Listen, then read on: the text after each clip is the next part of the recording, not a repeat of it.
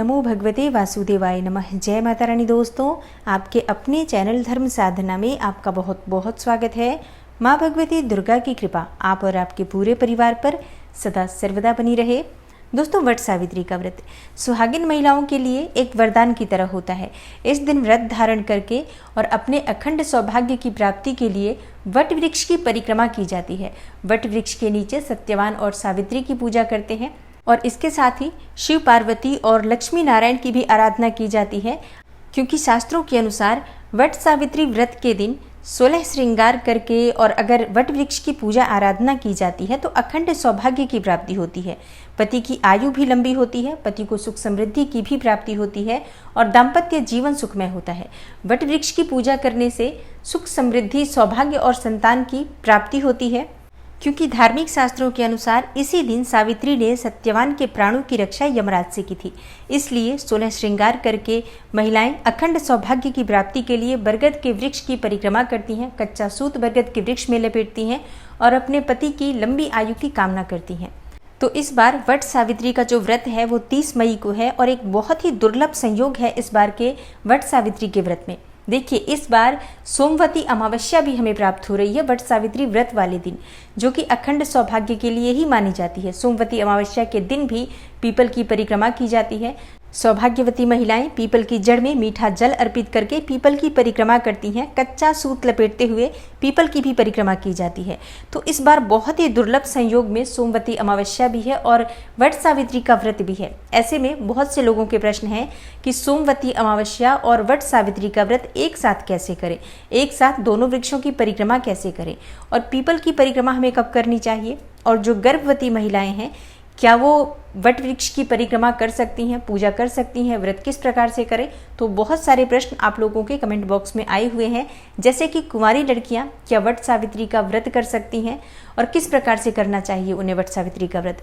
तो ये संपूर्ण जानकारी आपको आज की वीडियो में मैं शेयर करने वाली हूँ, तो वीडियो को पूरा ज़रूर देखिए।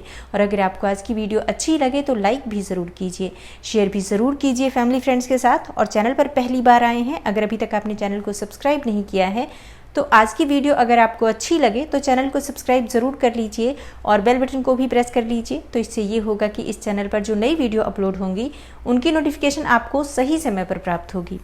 तो सबसे पहले बात करते हैं कि वट सावित्री व्रत और सोमवती अमावस्या दोनों व्रत एक साथ कैसे करें। देखिए, व्रत आप दोनों कर सकते हैं। दोनों ही व्रत का संकल्प ले लीजिए कि आज आपका वट सावित्री व्रत और सोमवती अमावस्या का व्रत है। अखंड सौभाग्य के लिए, पति की लंबी आयु के लिए, पति को जीवन में सफलता की प्राप्ति हो और दाम्पत्य जीवन मधुर रहे, दाम्पत्य जीवन सुखमय रहे, इस कामना से आप वट सावित्री व्रत और सोमवती अमावस्या का व्रत आज धारण कर रहे हैं। तो इस प्रकार से संकल्प के साथ आपका व्रत प्रारंभ हो जाता है। मतलब मन में आप इसी प्रकार से दोनों व्रत का एक साथ संकल्प लेकर व्रत प्रारंभ कर लीजिए। और इसके बाद पूजा कैसे करें। देखिए, अभी जो मौसम है उसके अनुसार धूप बहुत जल्दी हो जाती है, बहुत तेज धूप होती है, तो प्रातःकाल जल्दी उठ जाइए, क्योंकि निर्जल रहकर हमें ये पूजा करनी होती है। तो जल्दी उठ जाएंगे तो आप वट वृक्ष की पूजा समय पर संपन्न कर लेंगे। उसके बाद पीपल की पूजा भी कर सकते हैं। और अगर संयोग ऐसा प्राप्त हो जाता है आपको कि पीपल और बरगद का वृक्ष, वट वृक्ष एक ही जगह उपलब्ध हो, तब तो अत्यंत ही श्रेष्ठ होगा। आप वट वृक्ष की पूजा करने के बाद पीपल के वृक्ष की भी पूजा उसी समय कर पाएंगे। और अब बात करें कि परिक्रमा कितनी करनी चाहिए। देखिए, ये आपकी शारीरिक क्षमता पर निर्भर करता है। 108 परिक्रमा का नियम बताया गया है कि 108 परिक्रमा करनी चाहिए, लेकिन अगर आपकी शारीरिक क्षमता नहीं है 108 परिक्रमा करने की तो आप 11 परिक्रमा भी कर सकते हैं, 21 परिक्रमा भी कर सकते हैं या फिर 51 की संख्या में भी परिक्रमा कर सकते हैं। मतलब आप अपनी शारीरिक क्षमता के अनुसार ही परिक्रमा कीजिए। या आप चाहें तो 108 परिक्रमा वट वृक्ष की कर लीजिए और उसके बाद से पीपल के वृक्ष की आप 11 परिक्रमा भी कर सकते हैं, या चाहें तो 5 और 7 की संख्या में भी पीपल की परिक्रमा कर सकते हैं। तो जिस भी प्रकार से संभव हो, मतलब आपकी शारीरिक क्षमता जैसी हो, आप उसी के अनुसार परिक्रमा करें और पूजा जरूर करनी चाहिए। परिक्रमा की संख्या आप कम भी कर लेंगे तो भी कोई समस्या नहीं है। और आपका अगला प्रश्न है कि पीपल की परिक्रमा हमें कब तक पूरी कर लेनी चाहिए। देखिए 7-8 बजे तक आप परिक्रमा पूरी कर लें तो अत्यंत ही श्रेष्ठ होगा, लेकिन अगर देर भी हो जाता है तब भी आप 10 बजे तक परिक्रमा कर सकते हैं। ऐसी कोई समस्या नहीं है कि कोई नियम या समय निश्चित नहीं है कि इतने ही समय तक आप परिक्रमा कर सकते हैं। लेकिन हाँ, जैसा अभी मौसम चल रहा है, बहुत गर्मियाँ हैं, बहुत तेज़ धूप है, तो आप जितनी जल्दी उठकर सुबह परिक्रमा अपनी पूरी कर लेते हैं, पूजा पूर्ण कर लेते हैं, उतना ही श्रेष्ठ रहेगा आपके स्वास्थ्य के लिए भी। और आपका अगला प्रश्न है कि कुंवारी लड़कियां क्या वट सावित्री का व्रत कर सकती हैं। तो कुंवारी लड़कियां भी वट सावित्री का व्रत कर सकती हैं, क्योंकि ये जो व्रत होता है सुहाग के लिए ही होता है, सुखद दाम्पत्य जीवन के लिए होता है। आने वाले भविष्य को सुखमय बनाने की कामना से कुंवारी लड़कियां भी इस व्रत को कर सकती हैं। लेकिन अगर आप किसी भी कारणवश व्रत नहीं कर पाते हैं, जैसे कि मान लीजिए कि आपके परिवार में ऐसी आज्ञा नहीं मिलती है कि आप व्रत करें, तब भी आप वट सावित्री व्रत वाले दिन वट वृक्ष की पूजा जरूर कीजिए, क्योंकि आज के दिन वट वृक्ष की पूजा करने मात्र से भी मन की समस्त कामनाएं पूर्ण होती हैं। आज के दिन वरदान की प्राप्ति हो जाती है वट वृक्ष की पूजा करने से। तो ऐसा नहीं है कि सिर्फ सुहागिन स्त्रियां ही वट वृक्ष की पूजा कर सकती हैं, कोई भी कर सकता है, मतलब स्त्री पुरुष बच्चे, आज सभी को वट वृक्ष की पूजा करनी चाहिए। आज के दिन वट वृक्ष में मीठा जल अर्पित करने से समस्त प्रकार की कामनाएं पूर्ण होती हैं, जीवन की समस्त प्रकार की बाधाओं से मुक्ति मिल जाती है। तो आज के दिन वट वृक्ष की पूजा का विशेष महत्व होता है, पीपल की पूजा का विशेष महत्व होता है।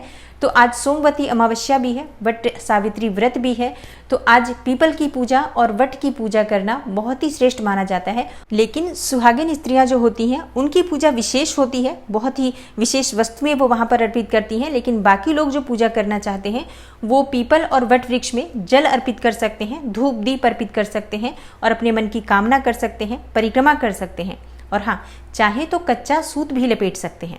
तो कुंवारी लड़कियां भी अगर व्रत नहीं कर पाती हैं तो ऐसे में वट वृक्ष में जल अर्पित करें, धूप दीप वहां अर्पित करें और अपनी इच्छा के अनुसार 11, 21 या 108 परिक्रमा करते हुए कच्चा सूत लपेटती हैं और अपने मन की कामना करती हैं, तो निश्चित ही उनकी कामना जो होती है वो पूर्ण होती है।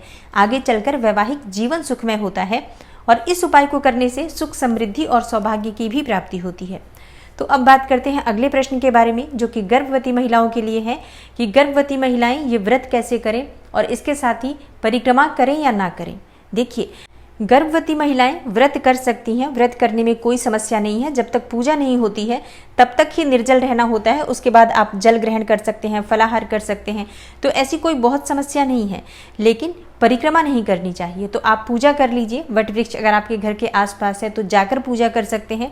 घर के आसपास वट वृक्ष ना हो तो ऐसे में आप अपने घर में भी एक गमले में टहनी लगाकर वट वृक्ष की या फिर एक वट वृक्ष का छोटा सा पौधा लगाकर उसकी विधि विधान से पूजा कर लीजिए। उसके बाद आप फलाहार कर सकते हैं, लेकिन परिक्रमा नहीं करनी है आपको, इस बात का ध्यान रखिए। और इसके साथ ही गर्भवती महिलाओं को एक और बात का ध्यान रखना चाहिए कि अगर आप पहले से ये व्रत करते हुए आ रहे हैं तभी इस बार आप ये व्रत करें। लेकिन अगर आप पहले ये व्रत नहीं करते थे और पहली बार ये व्रत शुरू करना चाहते हैं तो ऐसी अवस्था में आपको व्रत शुरू नहीं करना चाहिए। आप चाहें तो अगली बार ये व्रत शुरू कर सकते हैं।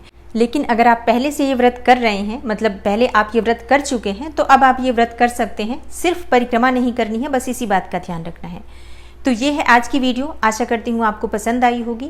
अगर आपको आज की वीडियो अच्छी लगी हो, थोड़ी सी भी आपके लिए हेल्पफुल हो, तो वीडियो को लाइक ज़रूर कीजिए और शेयर भी ज़रूर कीजिए फैमिली फ्रेंड्स के साथ। चैनल पर पहली बार आए हैं, अगर अभी तक आपने चैनल को सब्सक्राइब नहीं किया है तो आज की वीडियो अगर आपको अच्छी लगे तो चैनल को सब्सक्राइब ज़रूर कर लीजिए और बेल बटन को भी प्रेस कर लीजिए। तो इससे ये होगा कि इस चैनल पर जो नई वीडियो अपलोड होंगी उनकी नोटिफिकेशन आपको सही समय पर प्राप्त होगी। मैं मिलती हूँ आपसे अगली वीडियो में, तब तक के लिए नमस्कार।